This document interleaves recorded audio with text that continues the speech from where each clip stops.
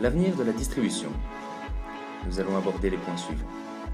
L'introduction, le category management, le trade marketing, les impacts intermédiaires, les impacts de vente et le e-commerce.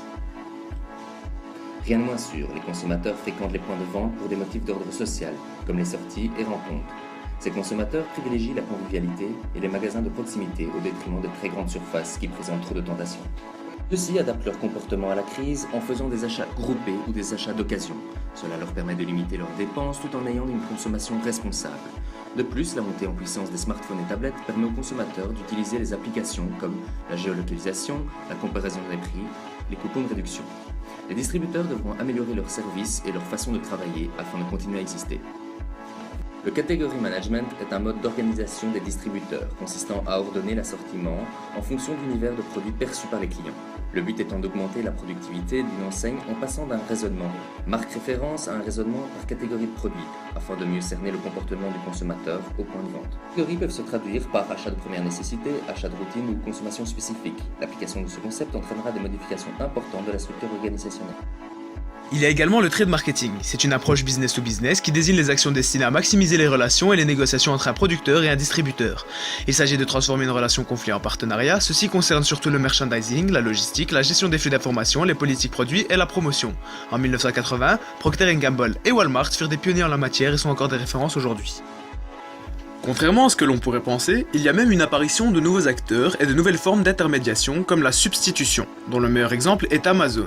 Sa spécialité la plus connue est la vente de livres, mais elle se diversifie désormais sur d'autres types de produits. La désintermédiation, comme le fait Dell qui court-circuite les distributeurs en vendant leur ordinateur par téléphone ou par internet. Les avantages de cette façon de faire sont la suppression de la marge des détaillants par la fabrication d'ordinateurs à la demande et aussi la création d'une relation directe avec le consommateur. Il y a tout de même des intermédiaires entre le producteur et le client car la partie physique du produit doit tout de même être transportée et livrée au consommateur. Il y a également la réintermédiation. C'est le fait de jouer le rôle de courtier sur internet. Il permet d'accéder à une information plus large et facilite le choix et le pouvoir de négociation du client. Par exemple avec AutoBytel qui permet au client d'acquérir le véhicule de son choix au meilleur prix et au point de vente le plus proche. Les principes fondamentaux de la distribution sont de vendre et de créer un effet de richesse, l'ambiance du magasin qui fait vendre, le prix et le meilleur service qu'on puisse vendre aux clients. Mais le succès tient essentiellement à l'importance de la décision d'implantation d'un magasin. 3 contraintes majeures vont disparaître. L'optimisation de la surface de vente, la présentation en rayon, le stockage sur la surface de vente. Il faut toujours être attentif à la construction du site pour ne pas perturber le client et continuer à bénéficier de ses achats. Les sites actuels font un usage intensif de l'image au point qu'un nouveau langage visuel est en train de naître. Cependant, le visiteur peut quitter le site à tout moment. Il faudra compenser par une ambiance virtuelle qui devra attirer et retenir le visiteur. Le prix est-il l'unique élément de la différenciation? Dans l'e-commerce, le positionnement dominant n'est pas le prix bas, car beaucoup de sites sont le prolongement de points de vente physiques. Par contre, le niveau de service est généralement plus élevé. Il faut donc augmenter le niveau de service perçu sans augmenter les coûts, donc les prix dans les mêmes proportions. Le commerce électronique ne peut se développer que grâce à la possession d'un ordinateur connecté à Internet. Mais ce n'est pas suffisant pour devenir un client virtuel.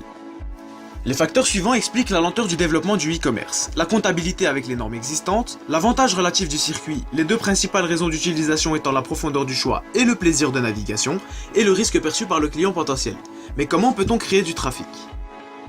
En créant un réseau de partenariats, en référençant le site et en utilisant les stratégies médias classiques. Mais la question de la mesure du trafic demeure. Le nombre de visiteurs étant insuffisant, il faut connaître le nombre de pages vues, le temps passé dessus et les motivations pour expliquer les fréquentations des points de vente. L'an dernier, 46% de la population connectée à Internet a déjà acheté en ligne. Un acheteur sur 5 a fait son premier achat. Ce sont surtout des jeunes femmes ayant un revenu moyen. L'e-commerce est plus populaire dans la partie néerlandophone du pays, surtout chez les personnes de moins de 44 ans avec un revenu élevé. Un acheteur sur 6 achète en ligne chaque mois et la moitié d'entre eux achètent régulièrement, tous les 3 à 6 mois. Nous pouvons observer 4 types de fréquences d'achat. Les produits générant et ne générant pas de volume, les spécialités qui sont achetées par beaucoup de personnes mais peu fréquemment, et les produits niches qui sont achetés par beaucoup de personnes et fréquemment. Les grandes motivations d'achat sont le prix, la disponibilité, les coupons réduction et la possibilité de livraison à domicile. Les raisons du choix du site sont encore le prix, l'expérience antérieure positive, la sélection du produit, la disponibilité et la rapidité de livraison. Les paiements sont généralement effectués par carte de crédit, 3 acheteurs sur 5 préfèrent la livraison à domicile, 47% privilégient les sites belges et 4% ont été confrontés à une fraude. Le mot de la fin, la distribution évolue au fur et à mesure que la technologie se développe. Created using Powtoon.